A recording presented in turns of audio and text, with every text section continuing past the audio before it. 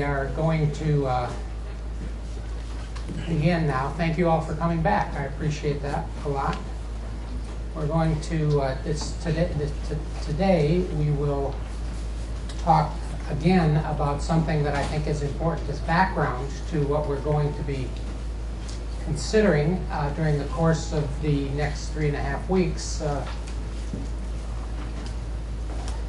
And so we will begin with man's place in the universe and man's place in the tree of life very shortly.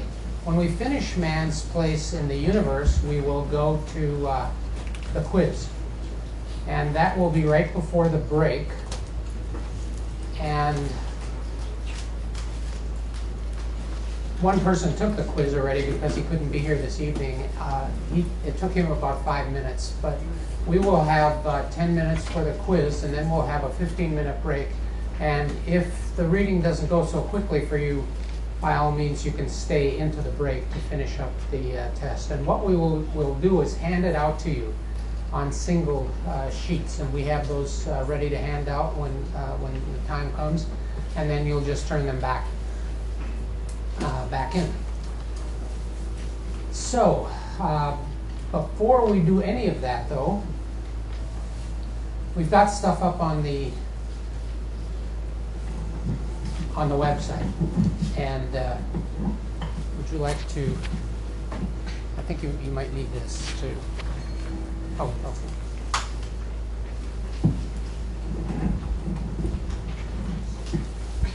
各位同学，那个讲义的部分我们已经上传到 CEBA 上了，所以请各位同学过去那边下载。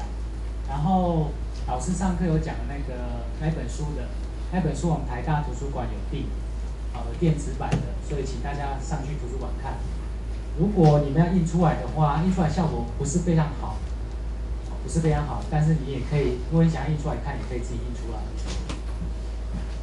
老师说要看第1章嘛，所以你就要上去看第1章，大概有20页左右。You don't have to show them anything here.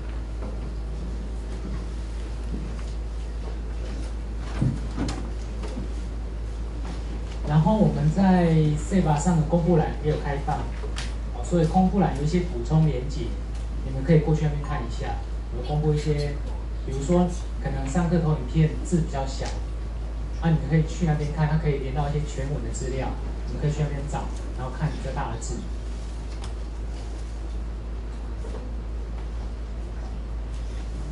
然后我们以后在这一堂课的时候会把下一堂课也上传上去，所以你们就可以说我在家里先做一些预习，然后上传的内容会有2个档案，应该说会有一个 PowerPoint 跟另外一个内容的档案。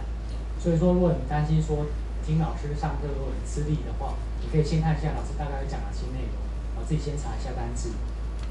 所以要一个 PowerPoint 跟着一个内容的档案 narrative。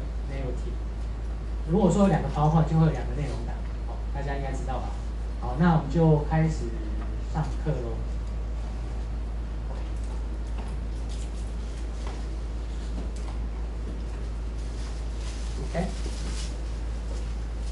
Okay, so we're going to start with man's place in the universe, just to give ourselves a sense of what part of the universe we occupy, and then we're going to get down to the Earth level and talk about where we sit in the tree of life with respect to both plants and animals.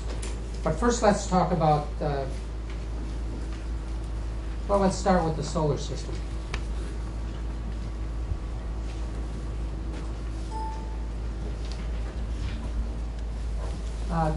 I know that this will be a repeat for everybody here. You've seen this before, but this is where we'll start, and we'll go on to bigger things very shortly. This again is the solar system, and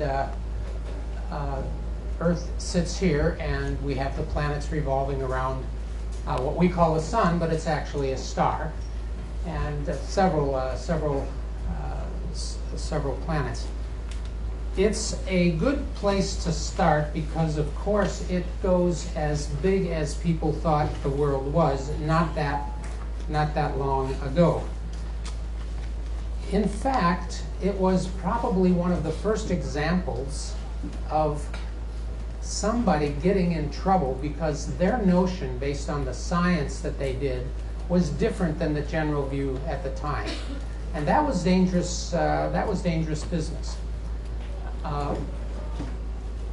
Copernicus was the first one that said, you know, the general attitude seems to be that the Earth is the center of the universe and that everything we look at is revolving around the Earth. But Copernicus said, you know, the more I look at it and the more I study these planets, the things that we can see clearly from Earth, the more I think that that's just wrong. But Copernicus realized that that was dangerous to think that way, that it could be big trouble.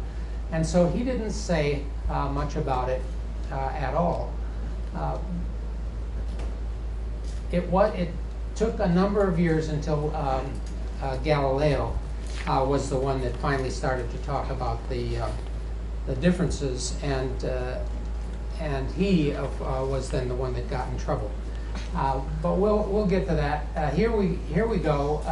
The solar system sits here, and this is the galaxy in which we reside. It's the Milky Way galaxy, and it is 120 light years across. And remember, a light year is how far light travels in a year, and it travels at 186,000 miles a second. So a light year is an awfully long distance, and that's how big this galaxy is. Huge. Absolutely huge, and it's got probably 100 billion stars in it. And remember, here we are. This is where our particular solar system is in this galaxy that's 120,000 light years across. So we're just a small part of this galaxy. This becomes even more astounding when you realize that most of the stars that we see in the sky are not stars. They are not stars like our sun. Rather, they are galaxies. And so we are seeing not billions and billions of stars, we're seeing billions and billions of galaxies, because as you get further away, this takes on the form, especially to the naked eye, of being just a single star. Galaxies tend to be clustered in our universe, like this. So this is the Milky Way galaxy. But if we could be far enough away, we would see that all of these are galaxies. This particular one is the galaxy in which we reside, and it, again, is just what we would call a star in the universe. If you look at what's happened over the course of lots and lots of years, in fact, almost 14 billion years, you see everything that astronomers have learned about the universe and what's happened in the formation of the universe. And it all goes back to what we know of as the Big Bang, and it's something that's taught in high schools now. The Big Bang, and people have a good notion of what was present at that point in time. And it is only over the course of many, many, many, many, many, many years that we began to see some of these other formations in the sky. The universe continues to expand, and of course people ask all the questions you might imagine about the so-called Big Bang. Now, I don't know how you think about this. It's rather dramatic when you think about it, and you have to wonder, is this what we're really talking about when we talk about the beginning, the creation of the world? And lots of people believe that, including lots of scientists, believe that that surely must be the case. Other scientists will say, no, this is not, that's not how it worked. In fact, it is true that all of this happened, but this is yet one more phenomenon in a much larger universe that goes even beyond our solar system. So it can be argued that, in fact, this was not the beginning. That this was not the beginning of the whole of the universe. It just happened to be the beginning of the universe as we know it. And in fact, when people talk about God and this being the beginning of the earth and the way God made it, the Big Bang, that was really the creation, say some people, one can't argue with that, because it is a faith-based conclusion. And let's always remember that. Faith-based conclusions are, and views and attitudes and principles are perfectly fine for people to have. It just doesn't happen to be science. It's not science. It's not something that we would really argue about. From the science point of view, it's just simply not something that you'd argue about, because you can't test it. Remember, that's what science is about. That's what we heard a little bit about last time. That science is when you can take a circumstance and decide on ways to test whether or not particular hypotheses are true. So that's what science is. So if somebody says this was the beginning of it all, and this is God's creation of the universe, as I said, you can't argue with that. That is a faith-based conclusion that simply is not something that one debates, because you can't do the experiment to determine whether or not that's true. But this is what we do know about what we can test with the instruments that we have. It's what the astronomers can tell us about how old this universe is, and what has happened through time. So this is what we know. Now let's go back to where we started. Remember, we talked about the solar system in a galaxy, and eventually the formation of galaxies, billions of galaxies. And the whole idea of my going through this is to remind us that we are a tiny speck in the whole of it all. Just a tiny, tiny speck, almost incomprehensibly small. And if you go back to our solar system, this is now only within the last 15 years or so, where people have said, very interesting, we are a solar system, and our planet, along with several other planets, revolves around a star, the sun. People began to look 15 or 20 years ago at other planets where they could have observed what might be true on those planets, that is to say, other stars that had planets revolving around them. And they have found that indeed other stars, not a surprise in retrospect, but at the time a big discovery. Other stars, like our sun, other stars, have planets too. And many of those planets are likely to be very much like our own. Now that's as far as the science goes.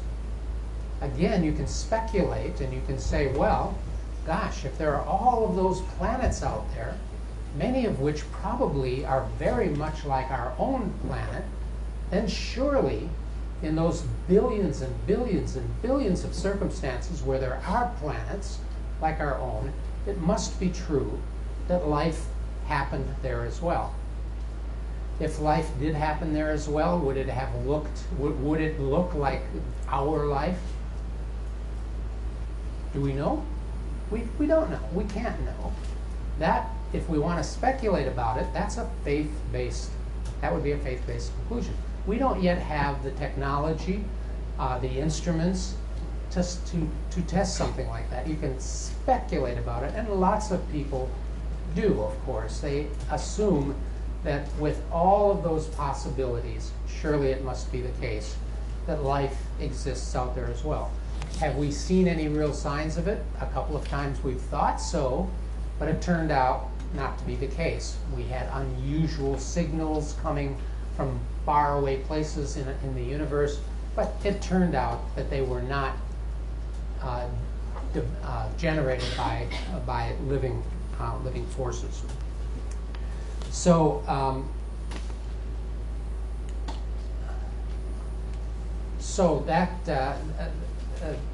that is the circumstance today. Now, if you look at the Earth, we know quite a bit more about the Earth than we know about the whole of the universe. And so here we have the Big Bang happening almost 14 billion years ago. And here's the Earth. It formed about 4.6 billion years ago.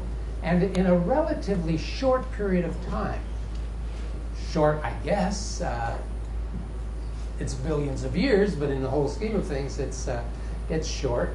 The first fossils have been discovered of primitive bacteria, and there they were about 3.5 billion years ago. So on the face of the Earth, we have discovered, and this has happened within the last 5 years or so, that there were bacteria-like organisms that appear to have been living organisms, and there they are on the face, on the Earth, 3.5 million years ago.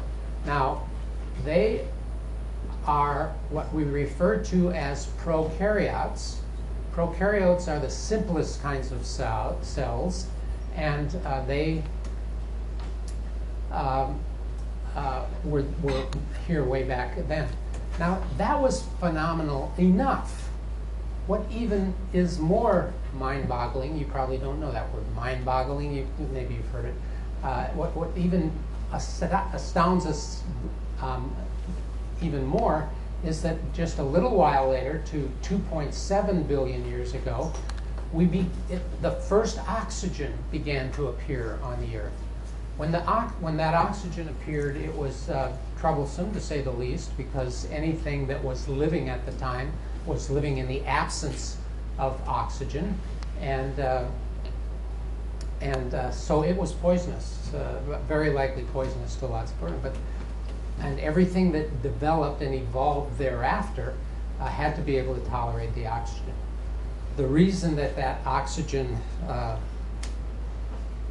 was there is because these bacteria that were the first things to appear, they probably didn't look exactly like this is just somebody's guess, they were the so-called cyanobacteria. They were bacteria that had the ability to photosynthesize.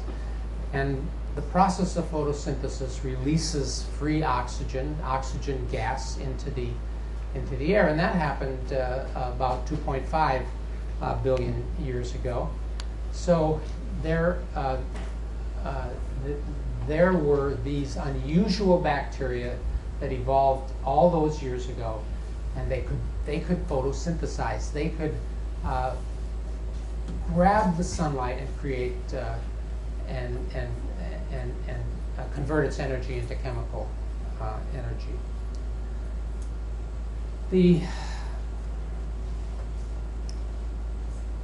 interesting thing that comes up when you begin to look at the data of all of this going on early on is that one can go back, for example, in this case we're going back 18,000 years, and you find that that was the last glacial maximum. That means that was the last time that the Earth was at a high point with regard to the formation of ice and glaciers on the Earth. But over time, and remember this is before man's activities would have made any difference, because of other activities on the Earth and in the world, that ice was melting. And the reason we know it was melting is because the sea level was going up. If you've been anywhere around the glaciers, and in North America you are around the glaciers, you don't have to go very far at all to find them, you can see the receding of the of the glaciers. It is happening as we speak. In my lifetime, I've watched a glacier recede by about 100 yards, slowly melting back.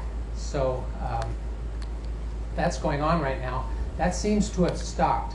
Now, I mention this because very recently, over the last 30 years or so, people have begun to worry that, in fact, that melting is taking place much more rapidly than it really should be taking place. People who know all of the data don't say that it never happened before, because if you know the data, you know that it happened a lot before. Global warming is not a man-caused phenomenon. It's been happening many, many times over the course of the life of the Earth. What people are worried about is not global warming per se. They are worried about the rate of global warming. And lots of people believe that global warming is happening much more rapidly than it would in normal circumstances. And they feel that way because of the increase in carbon dioxide in the air, a greenhouse gas that keeps the heat near the Earth instead of just bouncing off the Earth and back out into the nether regions. It stays on Earth. And so there are people that believe that indeed there is global warming. Again, not that it's never happened before. Okay, we will now. I think I'll stop now, and we'll do the quiz, and then we'll come back after the quiz. So we're going to come back in about 25 minutes. And you will have 10 minutes to do this quiz. It is just a 4-question quiz, and you have 4 possible answers for each question.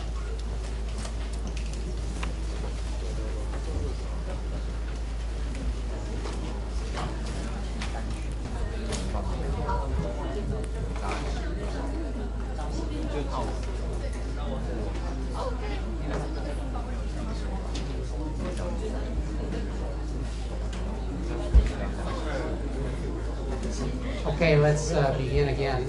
On Friday, I will hand these quizzes back to you, and at the very beginning of the class on Friday, I will walk quickly through the 4 questions and explain why the right answer is the right answer. So that we'll do on Friday after the exams are graded.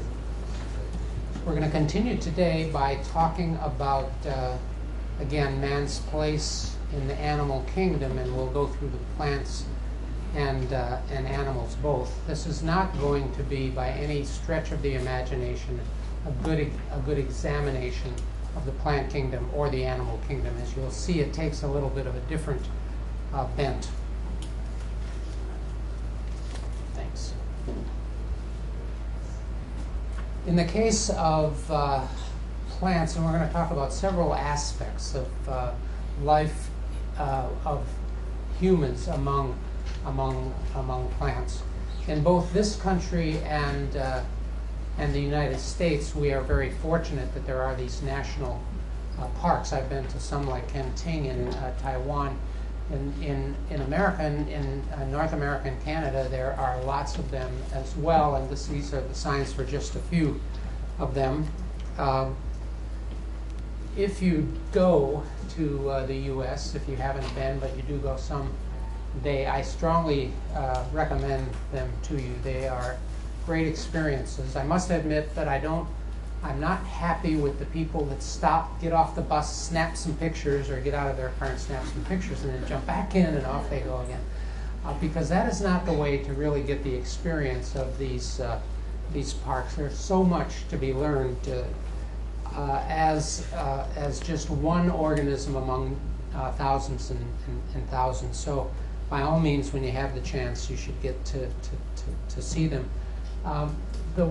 One of my favorites is Yellowstone. They all have their aspects, but Yellowstone National Park is very interesting, and it'll bring home some of the lessons that we're going to talk about today. It turns out that it was one of the very first. In fact, it was the first one that was declared a federal reserve by the United States back in 1972 by President Grant at the time. One interesting lesson, just talking about man interacting with the parks, was that there was a great fire in Yellowstone. 1988 was the fire, and a goodly part of the park was affected by this fire. Now, the interesting thing about this fire is that it's the first time that we humans decided that maybe it was a good idea to let this fire burn, because in fact fire is a natural part of the environment. We were being very careful about putting fires out as quickly as we possibly could, but fire is a natural part of the environment. Most fires, 90% of the fires that happen, these forest fires, are not caused by man. We always see Smokey the Bear and all of that throwing matches out the windows of cars and so on, but that's not how most of these fires start. They start because of lightning. Lightning is what starts most of these fires, and they are troublesome. They are especially troublesome. You know, there are animals that have to get out of their way. The animals are pretty good at that. The people that can't get out of their way quickly are people that have built houses and other kinds of establishments like park buildings and so on in these national parks. So they didn't like it at all. They felt that letting the fire burn was just plain stupid, and they didn't understand the biology of it, and never did accept the biology of it, because they, after all, had built their houses there, and this was a big trouble for them. So they didn't like it. But in fact, there are studies that show that certain trees, especially, but other kinds of plants as well, were suffering because we were putting the fires out regularly. I live in California, and I've lived there for over 25 years, and there are redwoods. Both of the major kinds of redwoods in our country are in California, the coastal redwoods and the sequoia redwoods. I'm sorry, I keep getting in your way. I apologize. I got to move more.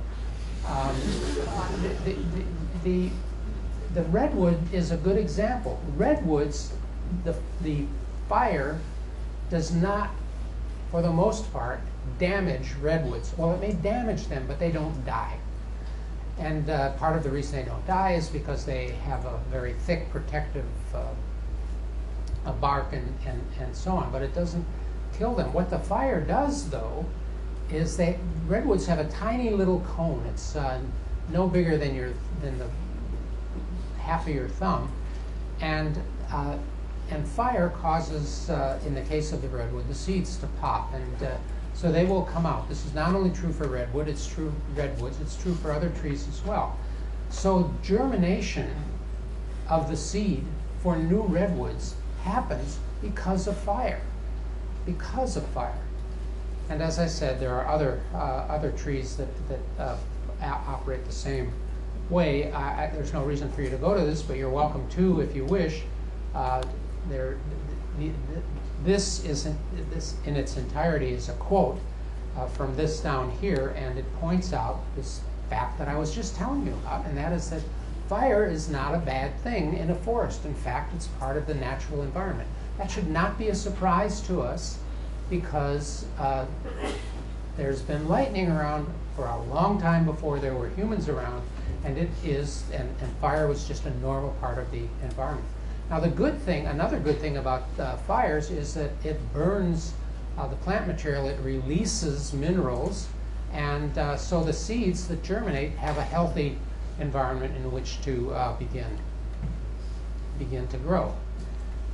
This is perhaps the most famous feature of Yellowstone Park, and if people are only seeing one thing in that Yellowstone Park, it's most likely to be this phenomenon. It is a geyser, and it's called Old Faithful. It is, as you can tell, this is a winter shot. It is phenomenal in the winter. In the summer, not nearly so, because this is warm water. It hits the cold air. It forms ice crystals, and you just get the something like you've never seen before. It's just real, as I say, a real phenomenon. It's just as startling in the summer, though, I must say. It is, and it happens about every 55 or 60 minutes. And it happens because the magma, and we're going to talk some more about this in just a second, magma is right, it's right close to the surface of the Earth. It's about 2 miles down. So it's right there, and it's causing these strange phenomena. And this is just one of them, these geysers that... now, again, for people that are there quick, and gone quick, this may be the only thing they see. But in fact, the park is filled with geysers. There are dozens of geysers. And they're not just pointing straight up in the air. And admittedly, they aren't all this large either. But they're all over the place. And some of them are going out at a 45-degree angle, and they're just all over. And they have different time periods. So it is really something about Yellowstone by itself that is worth going there to see. Now, I just mentioned that the magma is just 2 miles down. And over time, we have learned that a very dramatic thing happened in Yellowstone, this formation of this caldera. A caldera is when there is a hot spot and magma is working its way to the surface of the Earth and somehow or another releasing, like in the volcano, a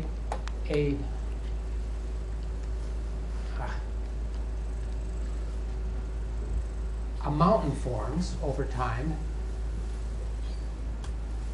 When an eruption of unusual magnitude and heat happens over a long period of time, the inside of that mountain that's formed can actually be hollowed out to the point where there's a collapse, and that forms a caldera. I'm going to show you one in a minute from Oregon that's much smaller, and you can get a better sense of what they are. But this caldera in Yellowstone is that very large. This is 10 miles, so this thing is 20 miles by 30 miles, and it's mighty big. And if you look at this picture, well, the picture's not that good, but anyway, you can see one side of the caldera over here, and we're on the other side over here, looking across the caldera. So you can see signs of it. This, for example, might be looking from here to here. If you're in the right place, taking the picture in the at the right angle, and having the knowledge of the right kind, you're likely to realize that there's a large caldera there.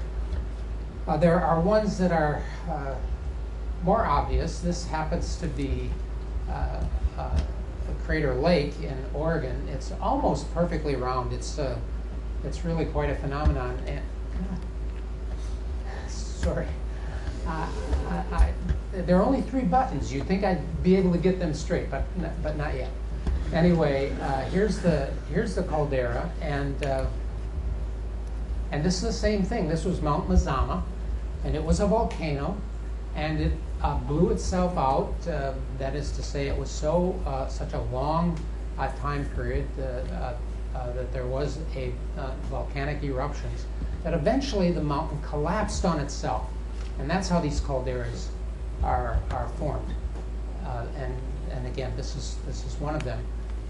This log was first sighted, I believe, it was in the 1890s, either 1880s or 1890s, floating around end on end. And I have this nothing to do with anything, because nobody knows exactly why this log has survived so long. But there it is, and it's something that it's called Old Man of the Lake.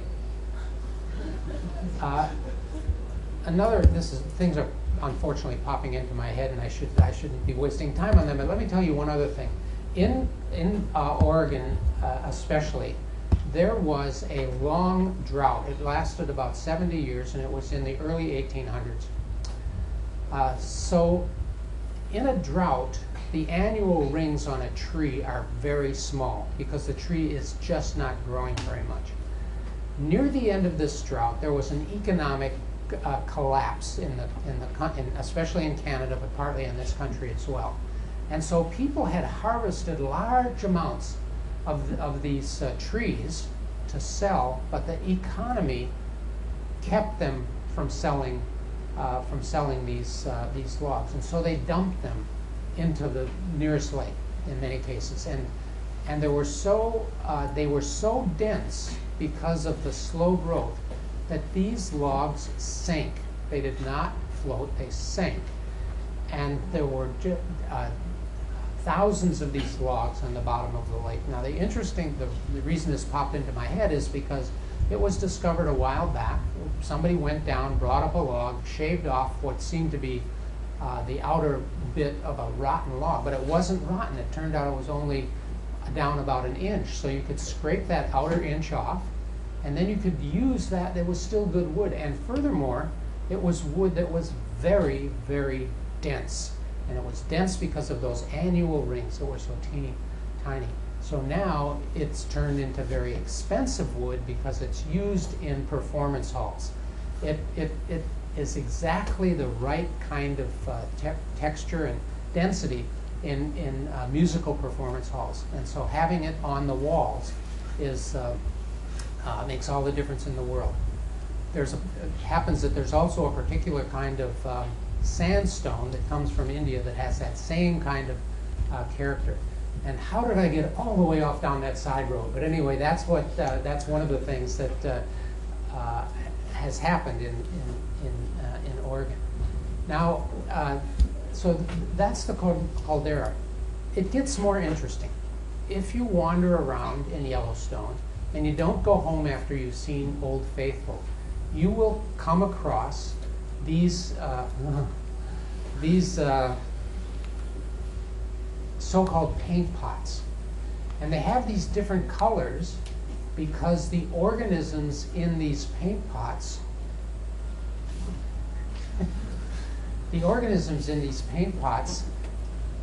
are bacteria or bacteria-like. There are so-called archaeans, and they are very, very bacteria-like. And depending on the heat of the water, and this water is hot, at its hottest, it's boiling. And these bacteria and archaeans live in these extremely hot environments. And it's one kind of extreme that you have to think about when you're thinking about plants.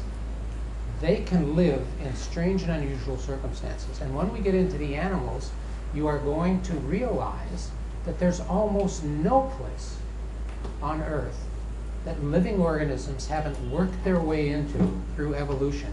And the reason that they've gotten to these strange and unusual circumstances is because that's where they can live.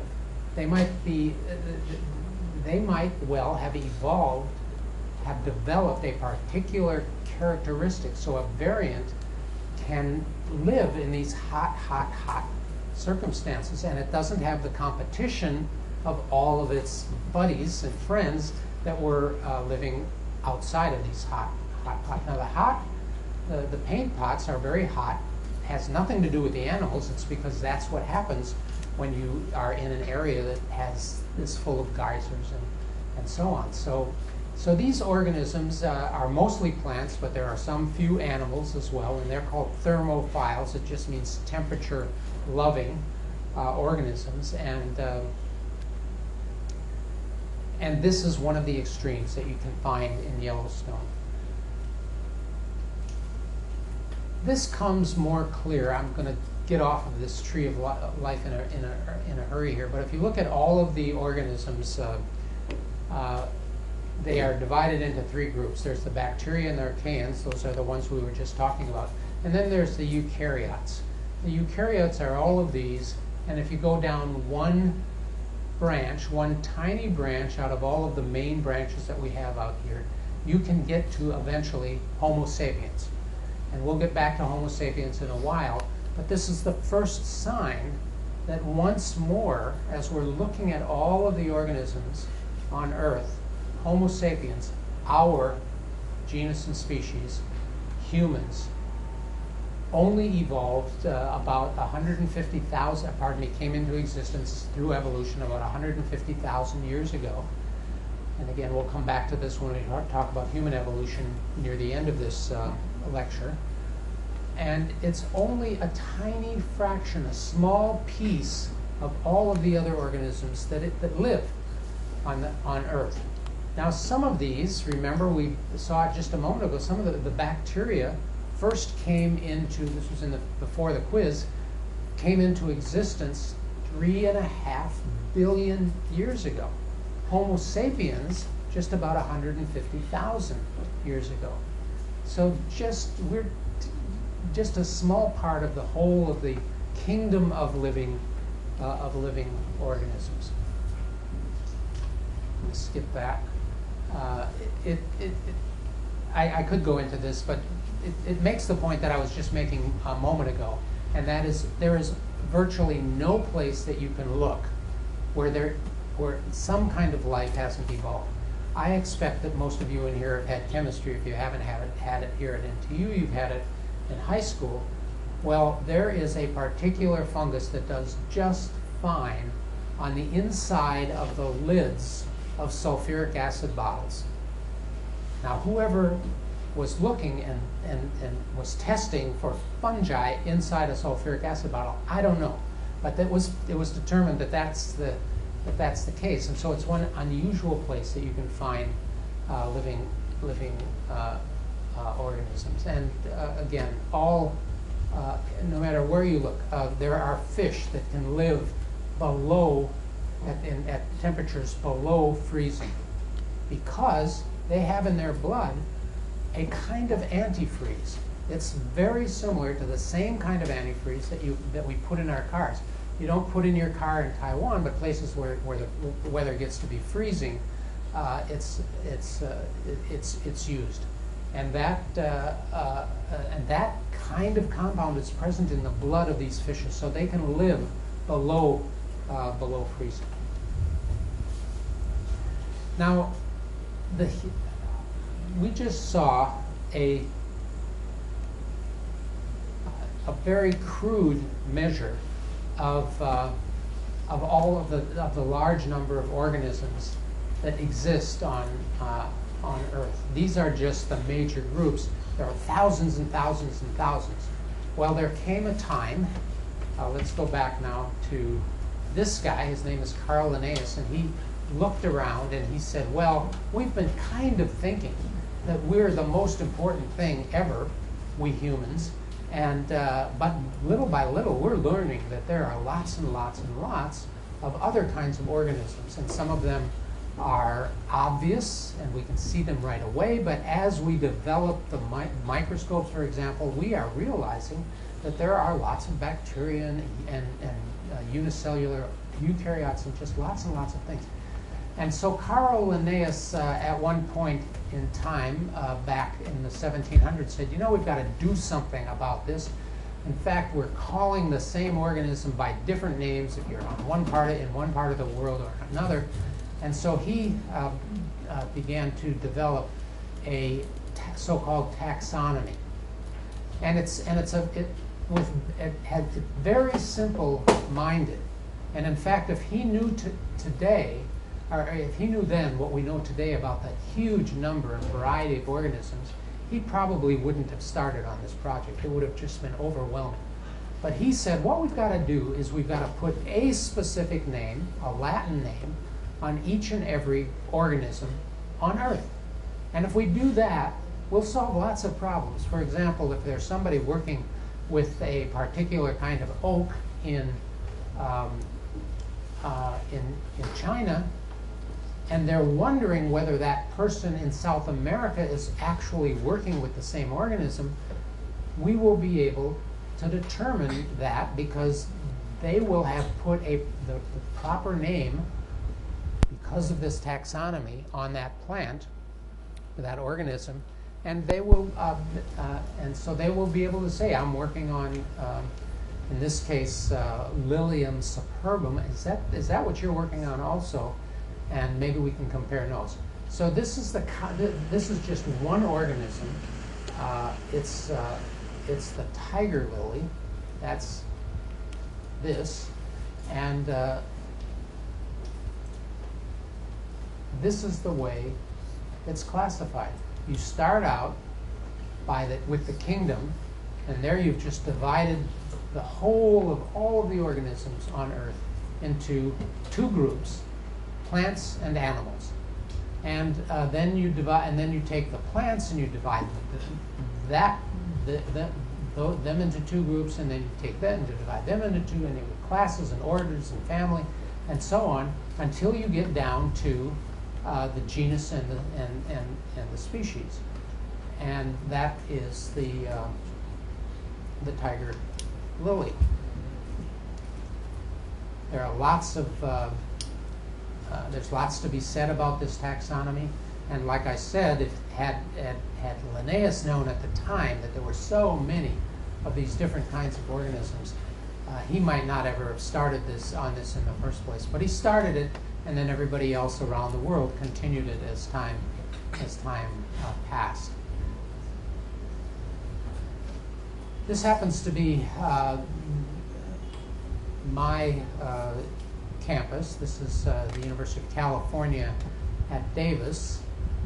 And we have, like most universities, a kind of quadrangle where students gather, and we have about 30,000 students, and around that quadrangle there are cork oaks. And this is just, I always talk about this when I'm in Davis because people know about the cork oaks. We also happen to be one of the centers of wine production, and so corks are important also. So, here again, lots of different oaks, and they're called different things in different places, and so it is it's important to be able to have a classification system. Again, this goes back. Here we are. I have 3.8 here, but it's say 3.5 to 3.8 billion years ago. The first life forms appear. The bacteria appear. Just a quick word about this evolution, because there are some unusual features. So here we have the bacteria, and remember before I was saying that there came a time when photosynthesis developed and oxygen went into the air, and then these prokaryotes, these simple cells, began to get more complex. And in fact, they got more complex by absorbing photosynthesizing prokaryotes, and by absorbing so-called mitochondria. And so our cells got more and more complex as time passed. And so you can see the evolution of these cells over time. Here are the very first ones that evolved that came into existence 3.5 billion years ago. People, including scientists like David Deamer, have tried in every way they can to produce that very first, to replicate the formation of that very first living organism, and they've not been successful. Hundreds of biologists have worked on this for many, many years, and they've not been successful in creating that first life form. I don't know what that means for sure. It just means that they haven't done the right experiment yet. It might mean that something else is going on. But in any case, over time, these cells got more and more complex until today, when we have the kinds of cells that you and I have. Okay, let's talk. Let's just finish this plants part of it very quickly. There are lots of interesting things to say about the organization. We just talked about the taxonomy. You have to be careful because there are lots of things, for example, that have wings, like birds and bats and insects, but they aren't very closely related at all. It's just that flying has evolved separately in separate circumstances.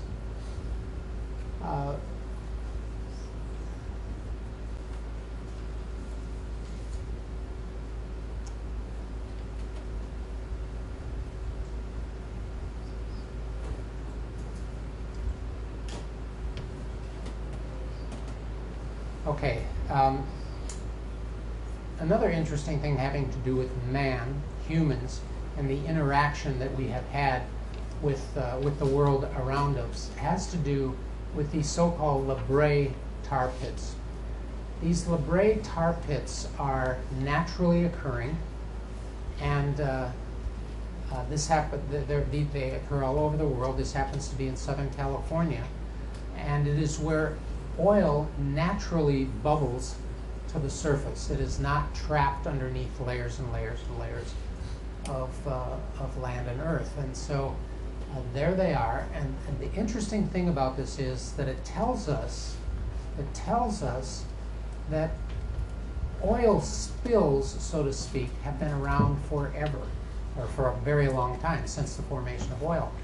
That in turn means that when we have an oil spill, we all go into panic mode, and we do what we can to clean up organisms like this. And in fact, most organisms that are inundated in this oil die if there's an oil spill. They just simply cannot make it. And we worry lots about that. But if you think about the world and the way it exists, you realize that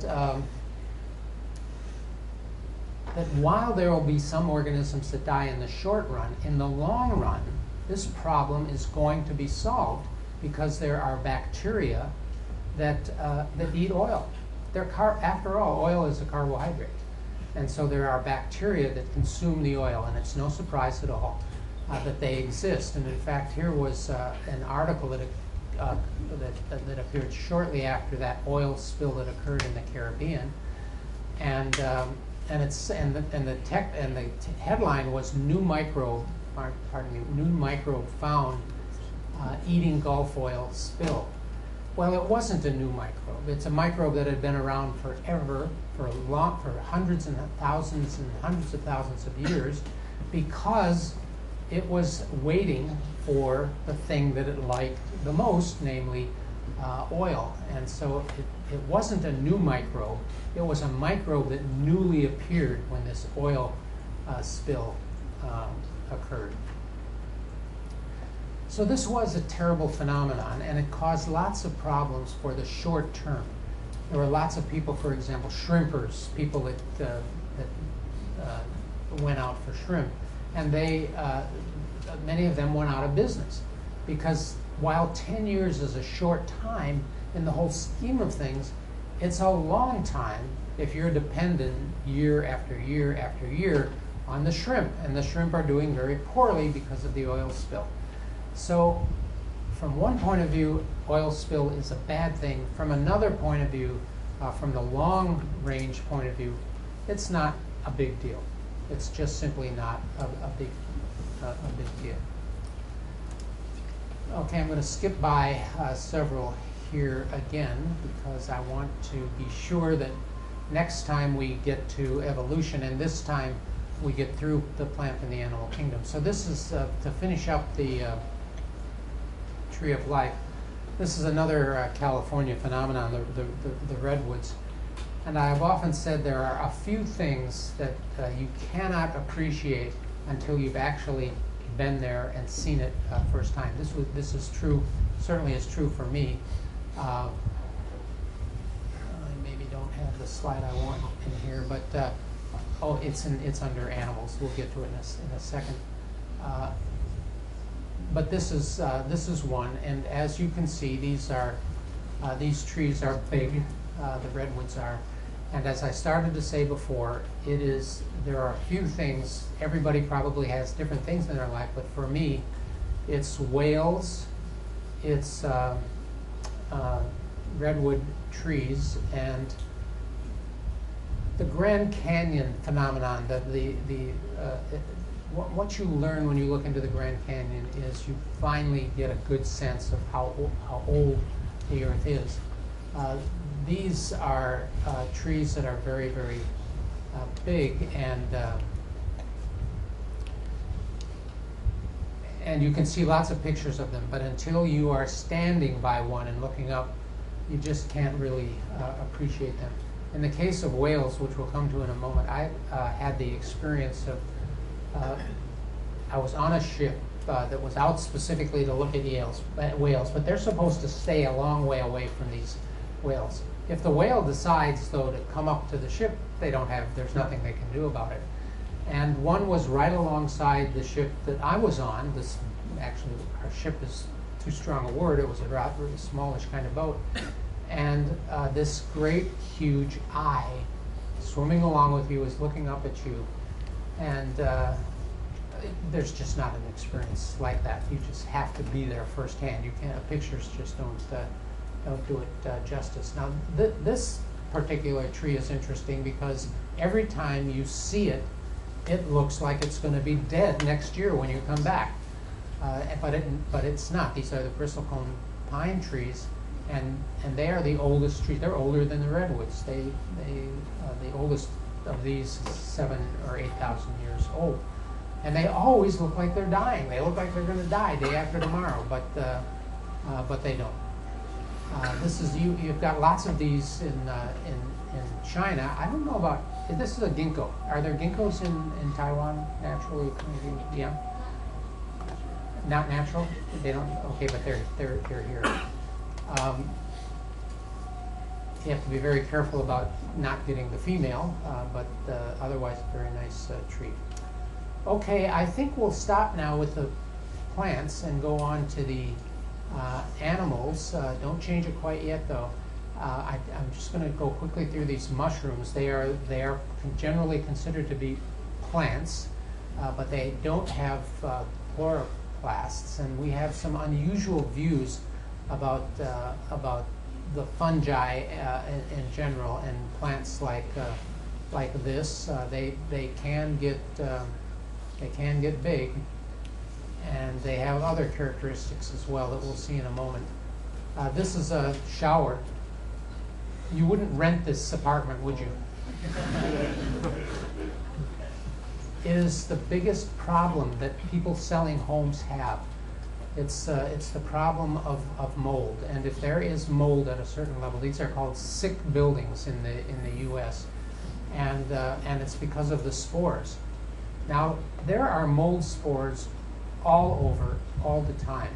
What's called too much is when it is the level inside the house is higher than the level outside, and the level I'm talking about here are the spores. There are some people that they have a very strong allergic reaction to mold spores, and something like this is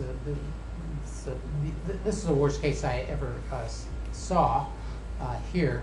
But you find it all over, and it can be problematic. The problem is not the mold itself, although it's not appealing to be taking a shower. But the problem is not the mold itself. It's the fact that some people are highly allergic to these, and there are other the yeasts, for example.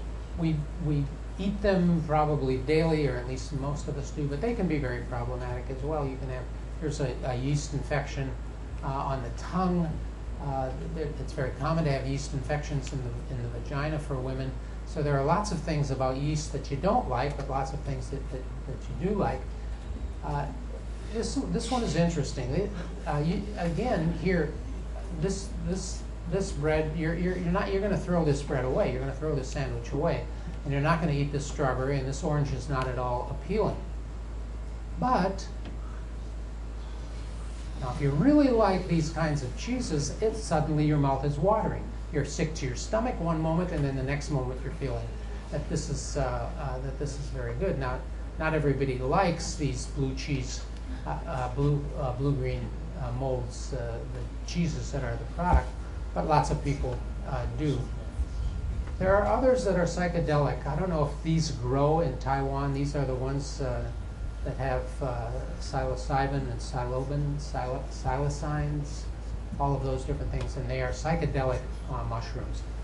Back in my day, we called them shrooms. I don't know what they're called these days, some of the young people, but they are very common. Others are quite edible, and I think some of the best dishes in Taiwan are ones that use mushrooms, but some you better be very careful. And there's a saying, if it's red, you're dead. And that's because oftentimes these poisonous mushrooms are red mushrooms. But red mushrooms aren't always poisonous, so you can't go entirely by that. Last slide on the plants has to do with the fact that in some cases, these compounds that normally are not green can get into a cozy relationship with algae, and though they are called lichens, and they exist all over. Whenever you see this kind of growth, that's not actually one kind of plant, it's two kinds of plants that are living together, and these are lichens. And I believe I'm going to skip this. This is Spanish moss. It's not actually a moss, and so let's now go on to the animals and go quickly through the animals before we're through tonight.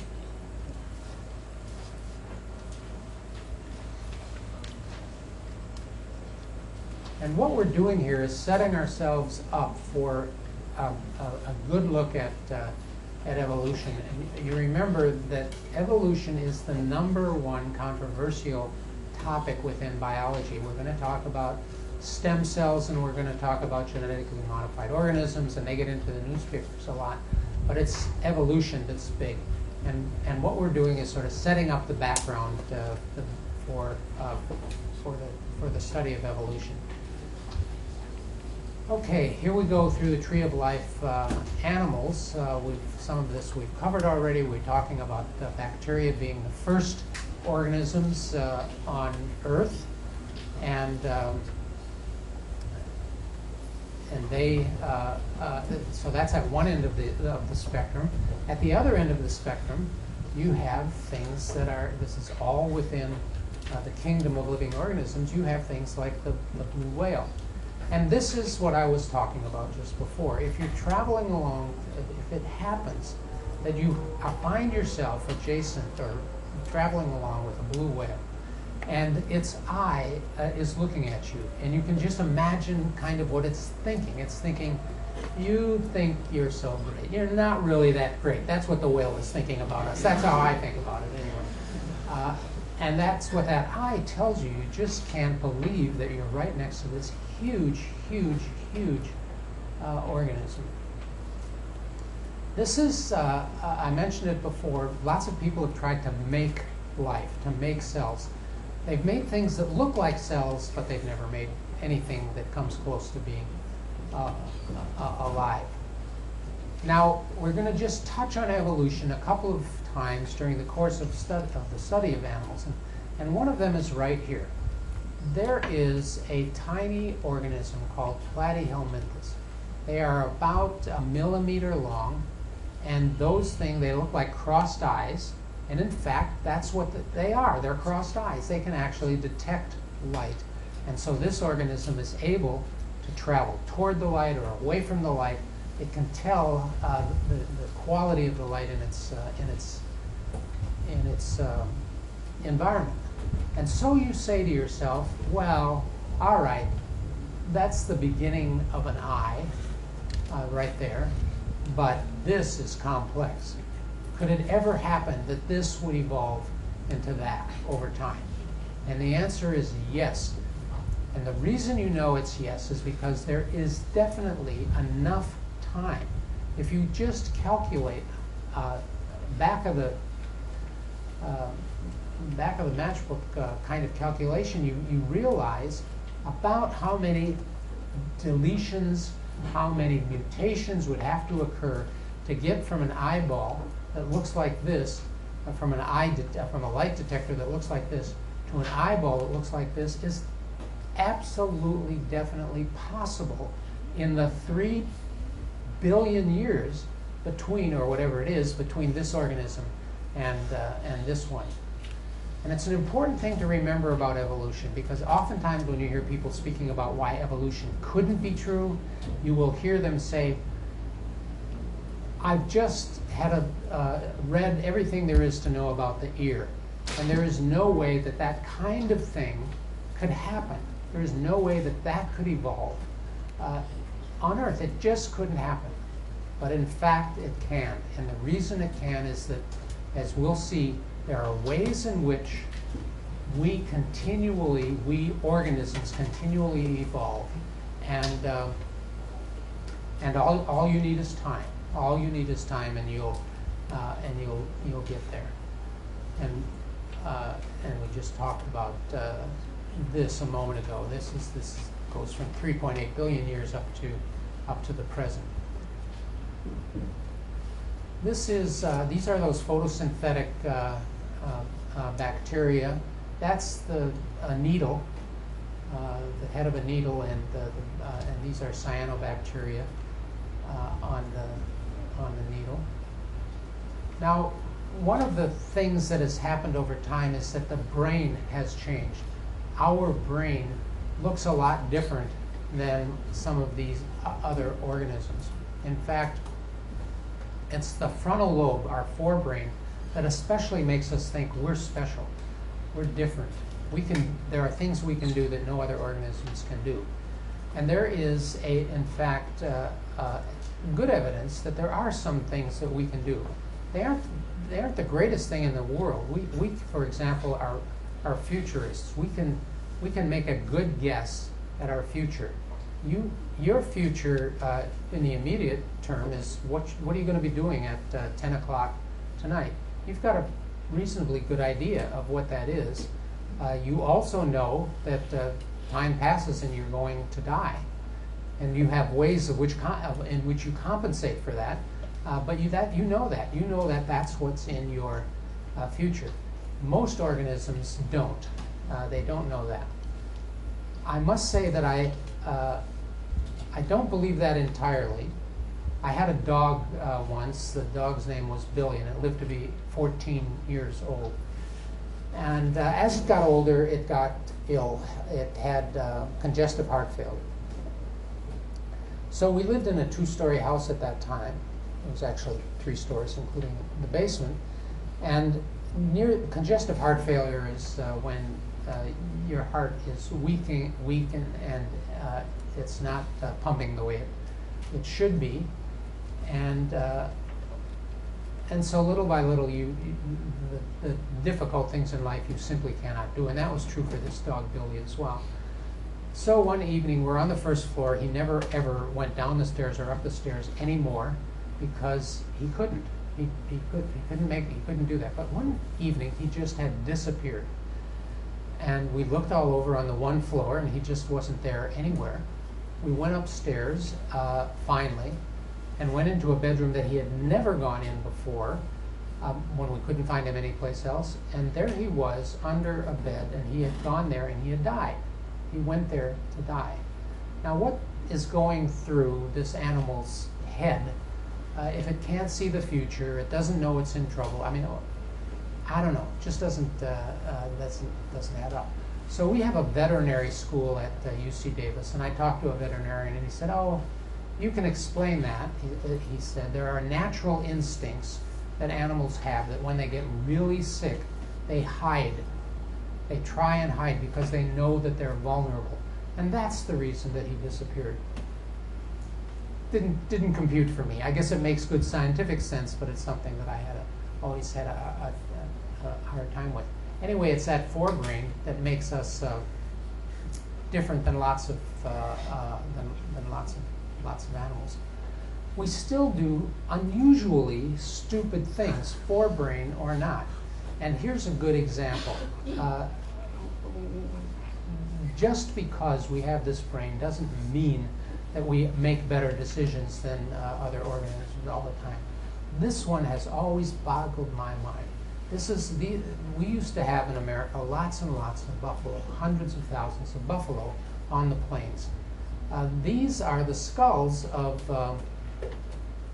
of buffaloes. And the reason that there are so many there is not because we needed the meat and we needed the fur and all of that. It was because there were these tourist trains that would go out into the middle of these buffalo herds, and these people would just sit in the train and shoot the buffalo. Now, does that make, I mean, that just doesn't, why would somebody think that that's fun and that was a good thing to do?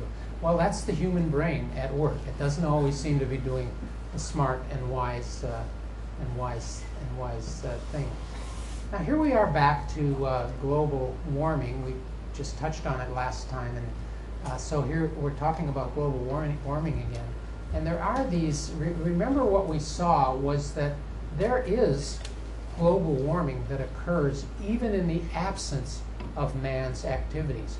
There are cycles that the Earth goes through, and at times it's hot, and glaciers are few in number, but other times it gets colder, and that doesn't make any difference. Man is not affecting that. So when we talk about global warming, once more, we're not talking about a phenomenon that never occurred before. We're talking about the rate, and there are different projections. The way they get, in the case of CO2 and the concern that we're producing too much CO2, that comes about because we can take measurements of CO2 going back many, many years. And the way we do that is we take ice cores and we look to the bottom of these glaciers. We can put an age on how long ago that is and get a good sense of how much CO2 there was in the atmosphere at that point in time. I must say that the best scientists these days believe that global warming occurs if you be sure that you're defining global warming as a change in the rate of the warming of the Earth. There's a geologist whose name is out of my head right now, but she studies this kind of thing, and it's quite clear that about 200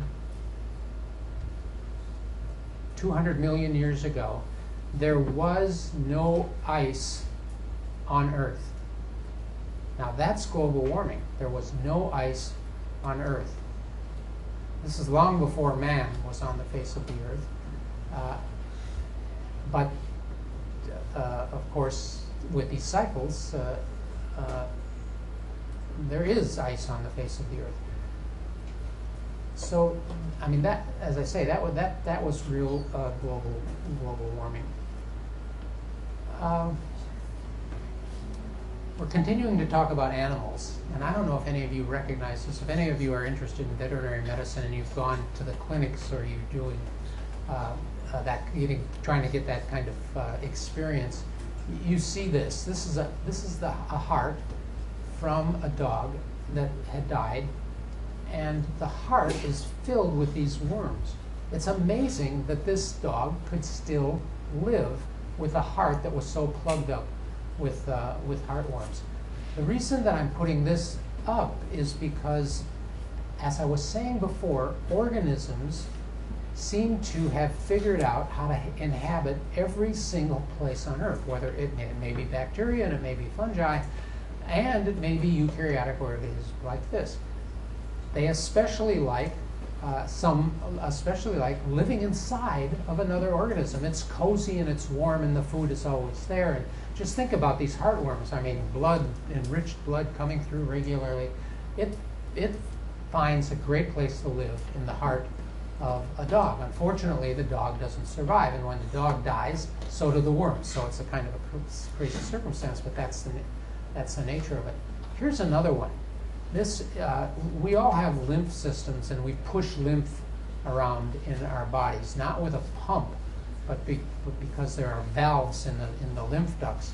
And so just by moving and exercising and so forth, the lymph moves. But every once in a while, there will be an infection, so people will get an infection. This is a roundworm, I believe. This worm gets into the lymph ducts, and it blocks the lymph ducts. So the body suddenly says, it has its natural reactions, there's not enough lymph getting to a particular part of the body, and so we've got to produce more. And so more and more is produced, and I don't know if you can tell it from where you're sitting, but this is all his leg, and it's filled with lymph. Yet another organism that has found a great place to live in the lymph duct of a human. Another thing about evolution that's good to remember is that there are organisms that seem to have found their perfect circumstance, and the horseshoe crab is one of them. It is, this is it, and you can see how big it is from comparing it to the size of the boy. The interesting thing about the horseshoe crab is it has changed hardly a whit in 100,000 years.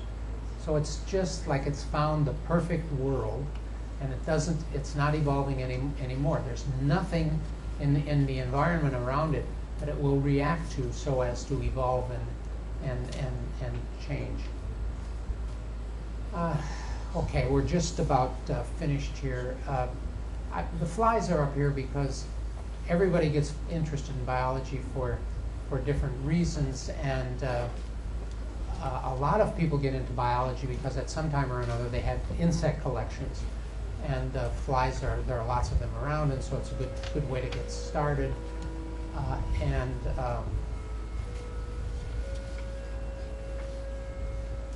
And so, as I said, it's. I was going to talk a little bit more about well, I'll just mention it, but I'll finish this up next time. But I'll just tell you that if you are ever an insect collector and you really want to get more insects in your collection, you have dreams. If you were ever really poor, you might have had dreams about finding money. Did you? I don't know. Maybe none of you have ever been poor, but if you're really poor, you have dreams about finding money and finding coins. If you're collecting insects, you have dreams about collecting insects. You have dreams about turning over a rock, and insects of all kinds fly in all different directions. That would be a nightmare for most people, but for an insect collector, that's a great dream, and you would just really like it. You've also heard, I guess, that birds actually came from reptiles. This is Archaeopteryx. It's the first fossil that was discovered that was a good example of this. There are probably a few more slides in this, and we'll finish that up very quickly before we get into evolution next time. So thank you all for coming back tonight, and I'll see you on Friday.